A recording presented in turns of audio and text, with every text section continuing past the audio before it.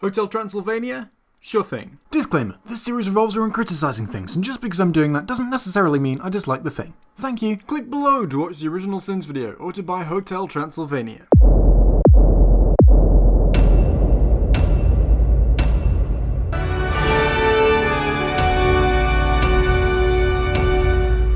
This Statue of Liberty gag does nothing to keep me from getting frustrated at another 40 seconds of logo. Did you enjoy that terrible Statue of Liberty pun? No? Well, you're in luck, because that's basically what this entire video consists of. Just terrible puns that are just like two words smashed together.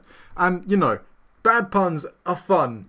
Sometimes, in the right contexts, but you can definitely have too many. Also, if there's anything to sin about these logos, it's the fact that they're immediately followed by credits for the exact same companies that we just saw logos for. Like, that is some redundancy right there. I'm gonna add a missin for that. Hush, little vampire, don't say a word. I'm 87% sure the pitch for this movie was Adam Sandler will sing in a weird Dracula voice, immediately followed by 400 studio execs putting down payments on in-ground pools and new breasts. I'm not sinning this yet, I'm just keeping it in as context for a later sin, so, be on the lookout for that. I'm not sinning this yet. I'm just keeping it in its context for a later sin. So, yeah. Have any of you, seen the new Doctor Who trailer? This movie finally answers the question that no one was asking. Do vampires First of all, no it doesn't. That could just be pee in there. Secondly, no one was asking what would happen if you made a sapient sex robot either, but Ex Machina is a fucking fantastic film. My beautiful maiden, let me wipe all your poop away. Sandler lands his second poop joke in the first 3 minutes of the movie. Can he keep this incredible fecal ratio going for the rest of the film? There's still a lot of movie left, so let's make like Shawshank and see how much we have left to crawl through till we finally get to freedom. Just because you can do that voice doesn't mean you should. You thought I was kidding about the pitch, but less than 3 minutes in and we've already had 2 Sandler songs. Actually, I didn't think you were kidding because the word kidding implies some kind of intended humor or fun. And if a human tries to harm you, I'll simply say... Well, that didn't rhyme at all. Well, Eddie, that's the joke!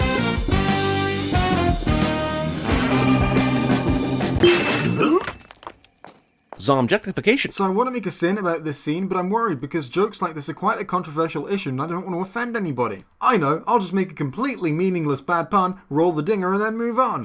But of course, be smart. No bonfires, no fireworks shows. Foreshadowing. Whose idea was it that whenever foreshadowing comes up, that should be a sin? Foreshadowing is a good thing.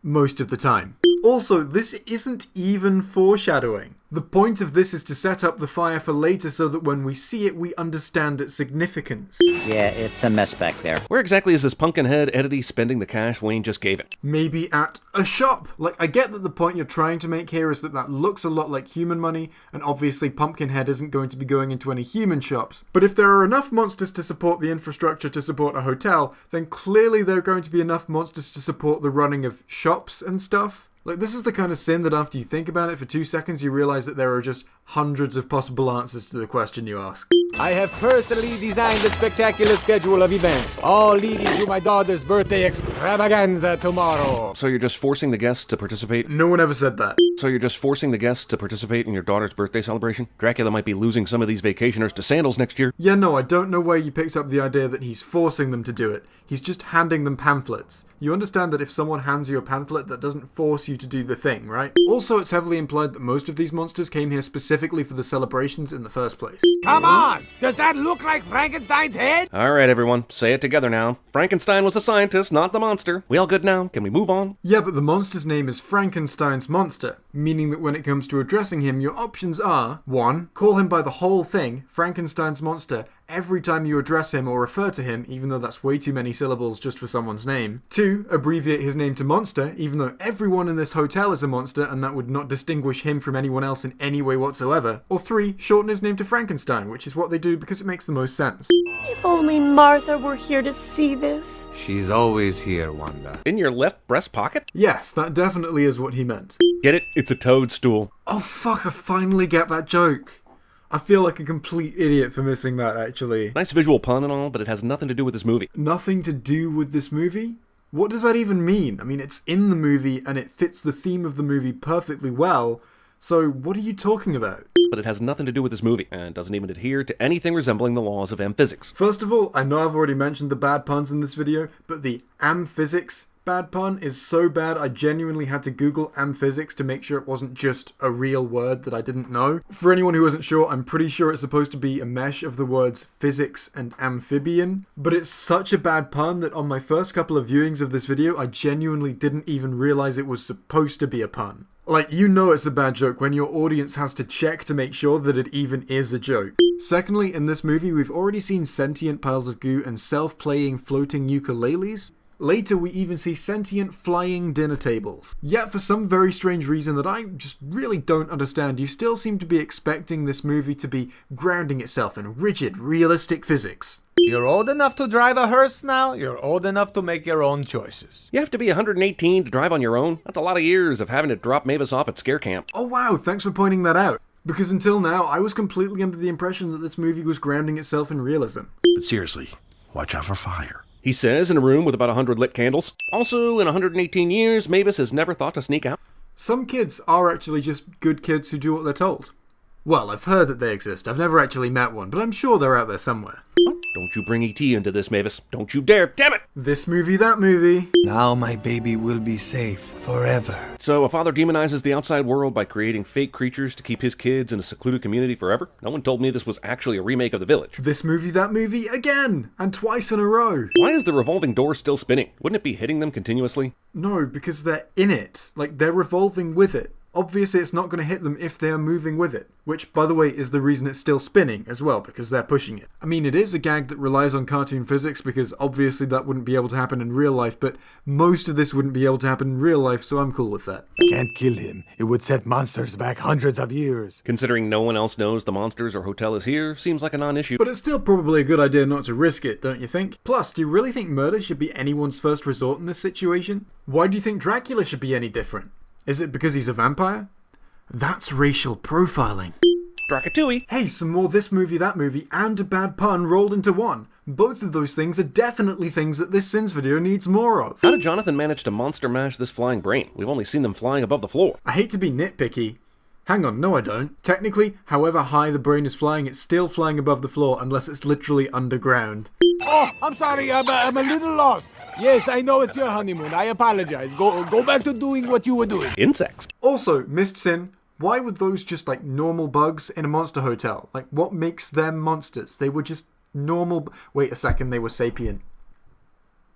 Never mind. Carry on. As you were. Oh, but +1 sin for the terrible pun. What's happening? I'm terribly sorry. It's my mistake. What is wrong with you people? Seriously, you have a secret door that opens into the honeymoon suite and another that opens into the shower? Are we sure Drac didn't build this hotel because he's a giant vampervert? Vamperverts. Also, bare bones humor. Stop. What brings you here? Party planner? I get that these monsters haven't been around a lot of humans, if any, but they've been around monsters enough that they should know Jonathan is not one. How? The clip you show as evidence for that is just Jonathan acting awkwardly. I'm sure there are awkward monsters. Plus, since Jonathan's arrived, Dracula's been acting just as awkwardly as he has. And they know Dracula's a monster, so why would this behavior mean anything different for Jonathan? Little princess gonna be a queen. Whatever that instrument is that the Wolfman is playing, it is not making any audible sound for this song. Little princess gonna be a queen. Legal bat lady turning 118. Whoa, whoa, whoa there, Lonely Dyland. Did you just reference Mavis now being legal? And everyone's cool with this? F***ing monsters. Also, why would Jonathan assume that her turning 118 makes her legal by any definition? Sure, we as the audience know that her turning 118 means that she can drive now and leave the hotel, but Jonathan doesn't know that. So unless he goes around describing every single person who's over the age of 18, even if they're 118 years old, as legal, this is weird behavior. And actually, it would be weird behavior even if he did it to everyone. N27. There's no N27 in bingo. The N column has numbers 31 through 45. I call bingo shenanigans. Shenanigans? Why do you just keep combining random words together? These aren't even proper puns. Why? Stop! Also, since when is charades a spectator sport? Since this party is being portrayed as boring intentionally. Are there professional charades tournaments I'm unaware of? If I wanted to just sit and watch someone flail their arms around like crazy for no reason, I'd watch a YouTube vlogger. Ooh, shots fired. You really got those YouTube vloggers for flailing their arms around, which is something they apparently do. Because This movie has an actual scooter montage. The monsters are taking turns riding a scooter to the tune of Sexy and I Know It. It's literally the only instance of LMFAO that happens in this entire movie. First of all, in my opinion, less LMFAO is a good thing, so this being the only instance would be a blessing. Secondly, this isn't the only instance of LMFAO in this movie. Sexy and I Know It is played multiple times. Third, I think the point of this sin is that you're saying that this is the only point in the movie where you laughed your fucking ass off, which still goes against what you're saying because you're sinning this scene currently for not being funny. So this sin fails on multiple levels. You know, I'm actually genuinely getting quite curious. Is anyone who watches me too young to remember when LMFAO were a thing? Because first of all, that'll make me feel old. Secondly, good for you if that's the case. Third, I was like 10 or 11 when that was a thing, so I'm not really sure if kids who were younger than me at that time would have known about it as well. Because I reckon that if I was much younger then, I wouldn't have known about it. Because that's really like the first age where I started to like know about pop music. Like that's the age when other kids started being interested in that kind of stuff, so I got to learn about it as well through them, and I'm so glad I got to see Sexy and I Know It. Just that enlightened me. That was such a brilliant video. Fourth, I don't really even know how old the people are who watch me. Like, I have my YouTube demographics, but that doesn't really, like, tell me how old individuals are, and also it won't go under 13 because you're not supposed to have a YouTube account if you're under 13. So, what point was I making? You know what? I've rambled way too long on this, like, tangent, so I'm just gonna move on. Relax. No one suspects anything. The only thing that looks weird is how much whispering you're doing. Except this has happened quite a few times and no one has noticed until now. No, this is the first time that this is happening. Other suspicious activity has gone on, yeah, but nothing that would, like, inherently make people go, is that guy a human? Especially since he's the party planner. Like, the party planner keeping secrets and also having some quiet, private conversations with the boss is very understandable, and I wouldn't think twice about that if I saw that at a party. No, Mavis, I can't. I have to leave. You sure? It'll be fun. Okay. The power of boners compels you. Birdman, do you want to come on this? Oh right, I got him for Revenge of the Sith and not this. Well, I'm sure you all know what he'd say if he was here. Also, I'm not a big fan of the fact that you send one of the movie's genuinely funny moments just because the joke happened to be about attraction. Also, is the tablecloth or the table the ghost? Nobody cares. Also, is the tablecloth or the table the ghost? And how exactly does that work? Neither of those items are alive in the first place, and therefore can never die and come back as a ghost. I'm pretty sure no one ever even said the tables or tablecloths were ghosts. I'm pretty sure you just decided they were probably ghosts and then went, how could they possibly be ghosts? That would never work, even though that's just an assumption I'm making and not actually what's explicitly being said. This is the movie's fault. Sorry. The last thing I wanted was to hurt her. Or you. Because I met all of you a few hours ago. Because of course, if you just met someone a few hours ago, it's perfectly normal to want to hurt them. He says, beholds a human. Why the 2319 panic, though? Sure, they're finding out he's human, but they've been literally partying with him all night. They know he isn't dangerous, right? Let's put it this way. If you'd been partying all night with someone and then you found out they were a vampire, and not only that they'd been explicitly hiding the fact they were a vampire, would you be totally comfortable around that person? But the monsters brought luggage and items, right? And where are they going to walk to? First of all, I'd like to make it explicitly clear that I didn't cut any of that sin out. That was the entire sin. There wasn't a clip given for it for context or anything. The entire sin was, why are they leaving this one room of the hotel? Don't they have bags? Like, yeah, they probably do have bags, and they're probably in somewhere else in the hotel. Maybe what they're doing now is going to go and get their bags before they leave. Had you maybe considered that as an option? I, for one, would say that if you're trying to leave a building, an important first step in leaving that building would be to leave the room of that building you're currently in. First you tell us humans are bad, now they're good. But who undied and made Drac king? Do any of these monsters think for themselves? Don't they all have homes where they might come into contact with humans and make up their own minds? They might, but that's besides the point. First of all, I'd like to point out that the entire purpose of this hotel is to be secluded from humans, so most of the monsters you're going to get showing up in it are going to be ones that are scared of humans. Secondly, whether or not Dracula is in charge here, which, by the way, he's not in charge because someone undied and made him king, he's in charge because he built and made the hotel. Like, he owns the hotel, that's why he's in charge of the hotel. Do you not get that part? Anyway, the fact that he's in charge is completely irrelevant. She was just having a go at him for changing his opinion on something. He got into a car at 86 Fiat. I need a little transmission work, but otherwise okay. Where did Jonathan get the car? He was mountain climbing before he ended up at the hotel. If he had a car, he would have just gone back to it and never even seen the hotel, right? First off, I'm just so glad you didn't sin the obvious joke, which is this wolf pup being able to tell way too much just from that scent. Like, I'm glad that you're just not making a sin of, how could she tell that? But Jonathan just came to check out the hotel. That doesn't mean he doesn't have a car. Like, you can go and check out a hotel and have a car.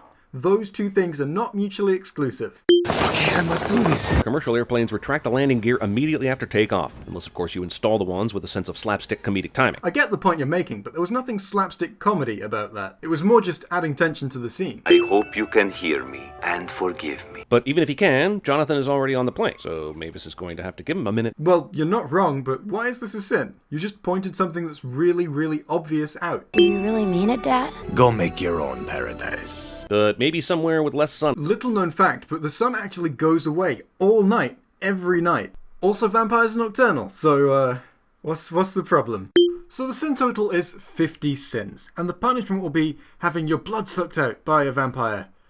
No, that sucks as a punishment. Pun genuinely not intended. No, fuck it, that's the punishment I'm keeping in. In a video that's been totally full of terrible puns, it's only fitting. Anyway, it's time for a quickie review. So Hotel Transylvania was alright, in my opinion. I'd probably have more of a fondness for it if I'd seen it as a kid, rather than just watching it so I could make this video.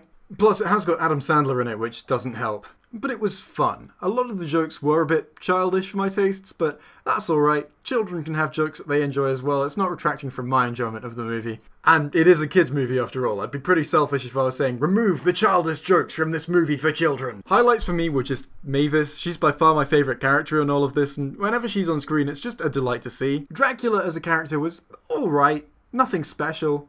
I get that he was supposed to be flawed and over-controlling, but I think they did that too much to the extent where I found him unlikable at times because of it. For the rest of the time he was fun though. He did have a great physicality to him though, which I really did enjoy. His movements were just really nicely done. And Jonathan, although my first impressions of him weren't that great, was a genuinely likeable character, and he was quite fun as well. My main grievance with this movie, although I did have a couple of smaller things I didn't like about it, but they're not really worth mentioning, my main grievance with it was that it perpetuated the whole, you have a one true love, and if you lose them, you'll never fall in love again sort of trope. I hate that trope. I think it's really overused, and it doesn't send a great message, so I can't wait to see it just not used anymore. But those were just my thoughts on the movie. If you hated it to death, or you loved it so much it's your favourite movie of all time, that's fine as well, and I'd love it if you shared those opinions with me in the comments and explained why you thought that. Anyway, I hope you've enjoyed this. If you have, a like would be... Wow, hang on, I've never asked for likes before. Why did I just, naturally do that? Alright. Fuck it, like the video if you want. I guess I'm asking for likes now. And I'm gonna leave that take that I fucked up in, because fuck you. I'm gonna get more likes because of it. I hope you've enjoyed this. Goodbye.